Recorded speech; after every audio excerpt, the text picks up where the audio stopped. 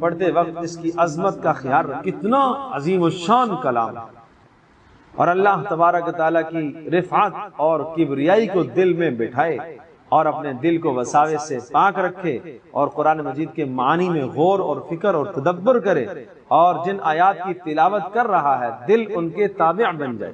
جہاں نماز کی بات ہے فوری دیکھے، جہاں کوئی گناہ کی بات آ رہی ہے دیکھے یہ گناہ میرے اندر تو نہیں ہے، کہیں نیک لوگوں کی تذکرہ آ رہا ہے تو دیکھے کہ یہ نیکیاں میرے اندر موجود ہیں، یہ اچھا یہ میرے اندر موجود ہے، یعنی اپنے آپ کو قرآن کے تابع کرنا، بالکل تابع کرنا اور اس سے سبق حاصل کرنا۔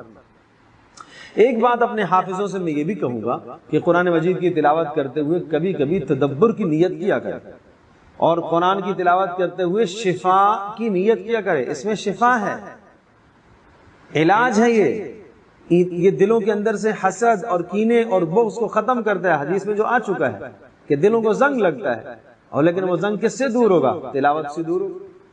ہم صرف نیت کرتے ہیں منزل پکانے کی، بس کیوں پڑھ رہے ہو؟ منزل تاکہ نہ بھول جائے۔ ارے اللہ کے بندے یہ نیت نہ کر، یہ نیت کر اللہ کا عظیم الشان کلام ہے، پھر ان آداب کے ساتھ تم پڑھو گے۔ یہ نیت کرو کہ تاکہ دلوں کے اندر سے زنگ اترے، یہ نیت کرو، یہ نیت کرو کہ میں براہ راست اللہ کو سنا رہا ہوں، یہ نیت کرو اللہ کا کلام میں خود سن رہا ہوں، پھر دیکھو یہ دل کے اندر کیسے انقلاب برپا کرتا ہے۔ یہ عظیم الشان کلام نہیں ہے جس نے انقلاب برپا کیا۔ حضرت عمر رضی اللہ عنہ کی شخصیت کو کس نے بدلا تھا؟ قرآن کی تلاوت میں۔